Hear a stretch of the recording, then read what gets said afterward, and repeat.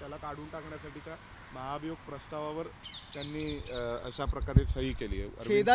खेदाची गोष्ट आहे की हिंदू हृदय सम्राट शिवसेना प्रमुख माननीय बाळासाहेब ठाकरे यांचे स्वतःला वंशज समजतात आणि त्या न्यायाधीशांनी काय निर्णय दिला होता की स्तंभावरती उंचावर एक दिवा लावावा आणि त्याकरता महाभियोग जो त्याच्या विरुद्ध त्या जे न्यायाधीश आहे त्यांच्या विरुद्ध जो महाभियोग आणण्यासाठी जो प्रस्ताव आलेला आहे आणि त्यावरती गर्व से कहो हम हिंदू आहे अशा पद्धतीने ज्यांनी घोषणा दिली, हिंदू हृदय सम्राट शिवसेना प्रमुख बाळासाहेब ठाकरे आणि स्वतःला त्यांचे वंशज समजतात, ती लोक देवाच्या समोर दिवा लावावा म्हणून त्या न्यायाधीशाच्या विरुद्ध महाभियोग आणण्याकरता सही देतात।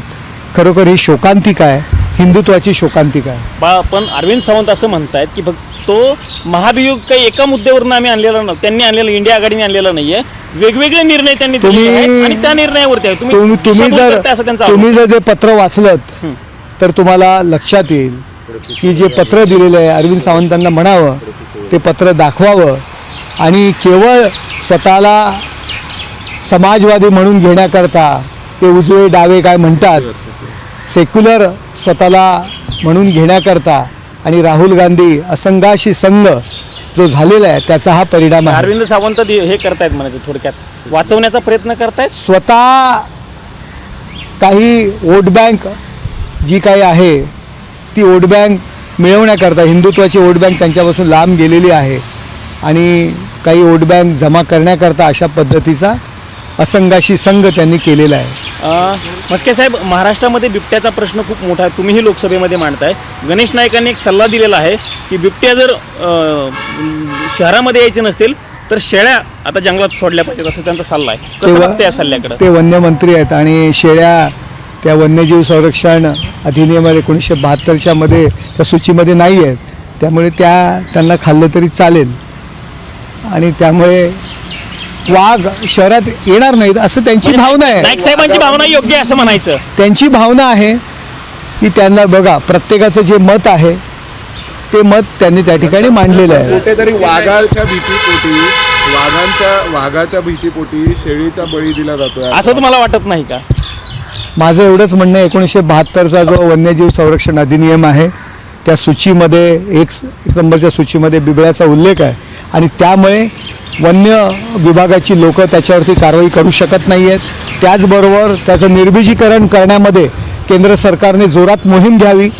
त्या ठिकाणी साधी जखम पण आपण त्या वाघाला करू शकत नाही। वाघ एखाद्या शहरात आला, एखाद्या बिल्डिंगमध्ये गेला तर त्याला मनुष्य समोर मारतोय तरीसुद्धा त्याला आपण गोळी घालू शकत नाही, अशा पद्धतीचं संरक्षण आहे।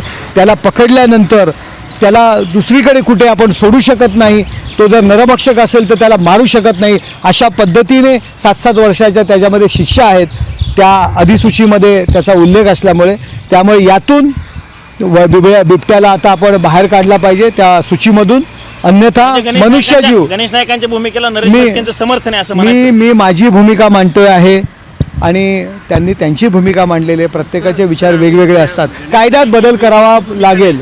वनमंत्रीची भूमिका आहे, आम्ही त्यांच्याकडे बघतो, त्यांच्या दृष्टीने ती योग्य असेल कदाचित।